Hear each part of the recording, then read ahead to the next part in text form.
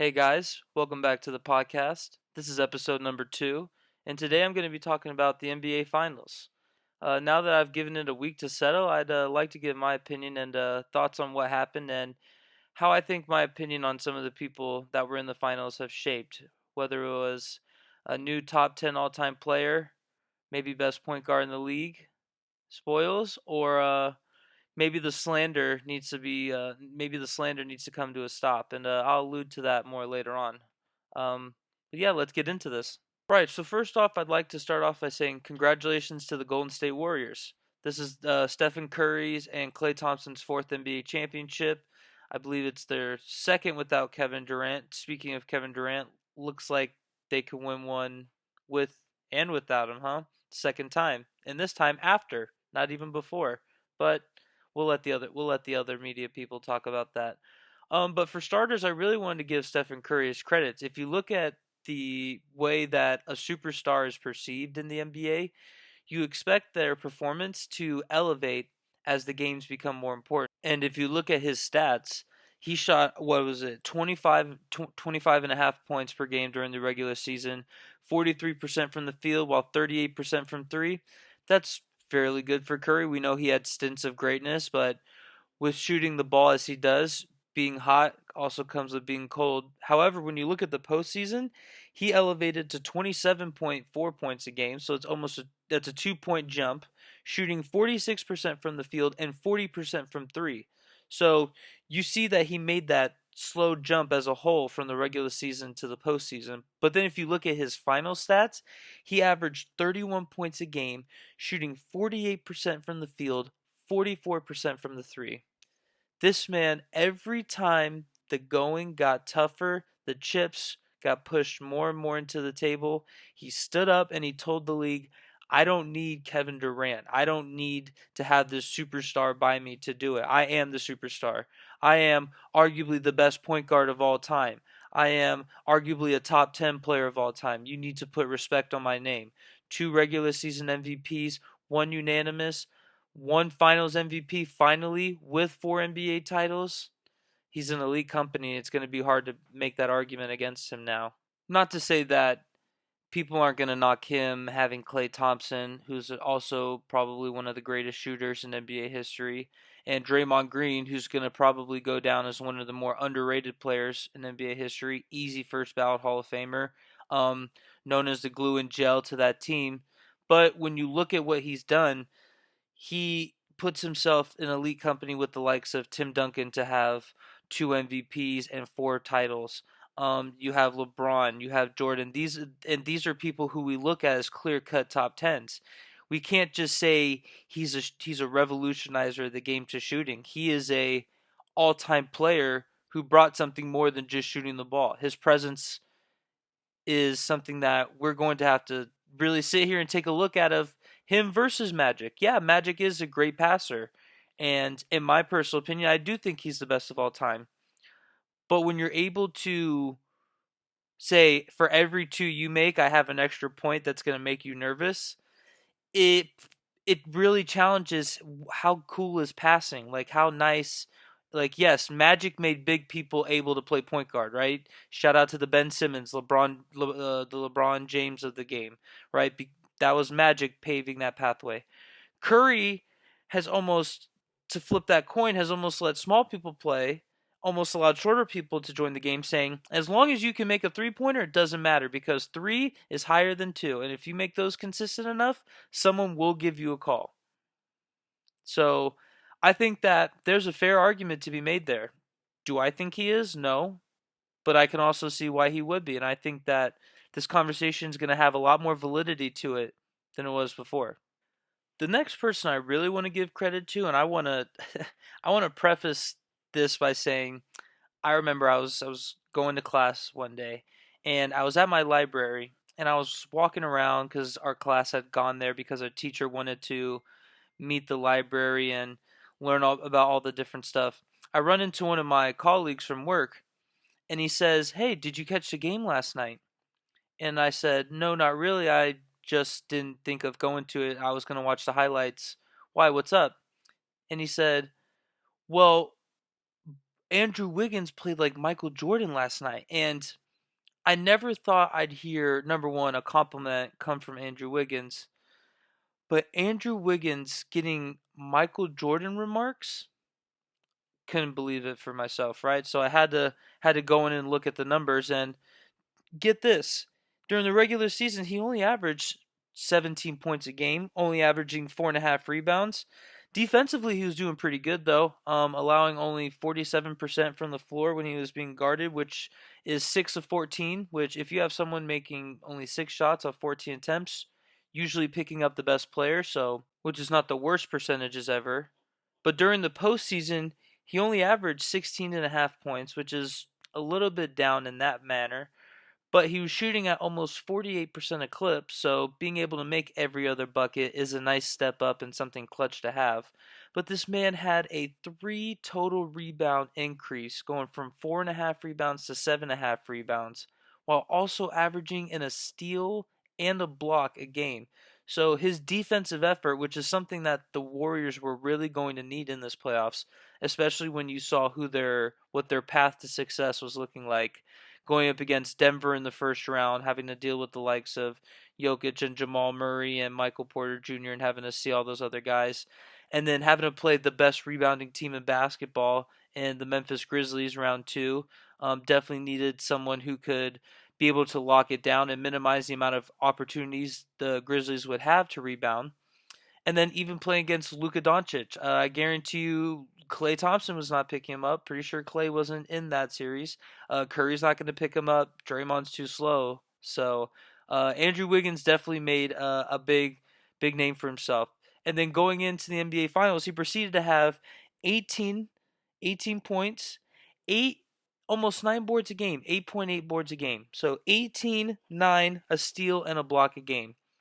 I mean, honestly, if it wasn't for Curry being as loved and as elated as he was, you could argue that Andrew Wiggins had almost like this Andre Iguodala chance of being able to win NBA Finals MVP, because the way that he elevated his game. I mean the Dr. J under the rim layups he was doing. I mean, he was cutting through this Boston defense like he was a three-time champ. Like people were confused. They were like, where has this been? Why didn't this happen in Cleveland? Why has this taken so long? But I think now that he's finally gotten time to develop under someone like Draymond Green, who's a very team first player, I think he's helped him out with learning how to realize, hey, you have Curry and Clay. Don't worry about it. Like, do you. Like, become the best you can be. And then also being able to walk into practice every day and say, hey, Stephen Curry, Klay Thompson, can you guys help me shoot the ball better? I know you guys are pretty good at it. Can I get it?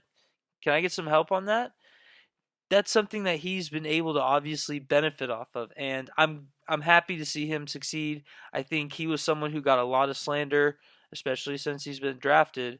So to see him get this ring, really happy for him, and I think big props to the Golden State Warriors. And yeah, congratulations.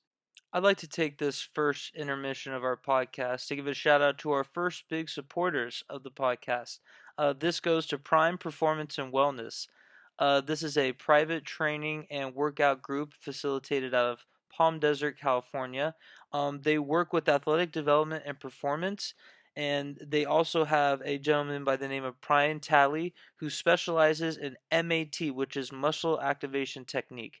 Basically, if you have any kinks or anything that's been really tight in your body, please go give my man Brian Talley a visit. He can give you a consultation, see if that's something he can help you with, or give you great advice on seeing what you need to do to get that all sorted out. They also offer classes Monday through Friday based on different age and times. They have high school classes from 3:30 to 4:30 and 4:30 to 5:30. Women's only classes from 6 a.m. to 7 a.m. called Women's Power Hour, and co-ed classes from 5 a.m. to 6 a.m. and 9 a.m. to 10 a.m. So please go give Prime Performance and Wellness Group a visit in Palm Desert, California.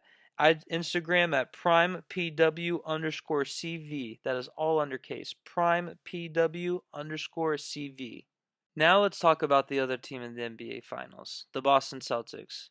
And before I get on to the Boston Celtics, I need to calm myself down because this is how frustrating this topic is for me. I need to get something off my chest. Um, we need to stop comparing these kids to all-time greats. I'm getting really tired of it. I hear people talk about Kobe Bryant's the best of all time, and one of the best of all time, and Mamba mentality, and that he's a special and he's a special player and a special athlete, a special person. Then there'll be nothing like him. Yet I hear these people so freely and so eloquently, without any hesitation, say, "Oh, Devin Booker's the next Kobe Bryant. Jason Tatum's the next Kobe Bryant. Curry's this. This is that. Trae Young's the next Curry. Luka Doncic is this." Why do we have to compare all of these legends to these young people? Why can't we just let these young athletes grow and become the best version of themselves? Isn't that the whole point of being the best of all time? There's not supposed to be anyone like you. There should hypothetically never be a comparison. Like, it's not that hard to think of. If you're that good at something, if you're considered the best at something, no one should be able to get close until maybe they're in their prime and they're older. Not at the age of what, 21, 20, 19? His first NBA finals ever? I feel bad for him because he has the pressure of the world. And did he put it on himself? Yeah, of course. But athletes are going to put pressure on themselves. But at some point, we as an audience need to realize, okay, they're always going to do that. They're either going to gas themselves up or talk down the opponent. Either way, that's going to bring more tension to the game, whatever sporting event it is. So let's have some realistic expectations. Did he have a chance to be a superstar? Absolutely. This was the silver plate that he needed to say this is why I am a superstar. This was his chance to go up against Steph Curry, to against Klay Thompson, Draymond Green, one of the best NBA trios of all time. That is something that you can do and say, "Oh yeah, I'm here." Luka, don't care. Trae, don't care. Giannis, okay, that's fine. I'm here. I'm right here. Boston, I'm here. It's Jason Tatum time. It's Agent Zero. He sure was zero. That's all he. That's. It's tough, but hey, if you want to be called a superstar, you're gonna get the criticism of what a superstar is. If you look at what he did not do anything special. During the regular season, he shot about 45% from the field, right? League average is about 44, so it's not bad. He did fairly good during the regular season. Shot 35% from the three during the regular season. Nothing crazy. If you look at the postseason, though, he went down 2%, went to 43. So you could see that when his regular shots, and he's normally a 2-point shooter, shot taker, and maker, why he has that Kobe Bryant personality comparison, all that, where you see other guys like Marcus Smart, even though he shouldn't be, and Jaylen Brown taking more of the threes. But then if you look in the finals, he averaged 21 points on 7 boards and 7 assists, but he only shot 37% from the field. He shot 45% from the three, but he's not a 3-point shooter. That was with under 30 attempts in 6 games. So yeah, congratulations. You shot 45% from 3. You don't shoot enough 3-pointers to make an impact from 3. How do you shoot 36.7% from the field? Did the pressure get to you? Did Andrew Wiggins get to you? What was going on here?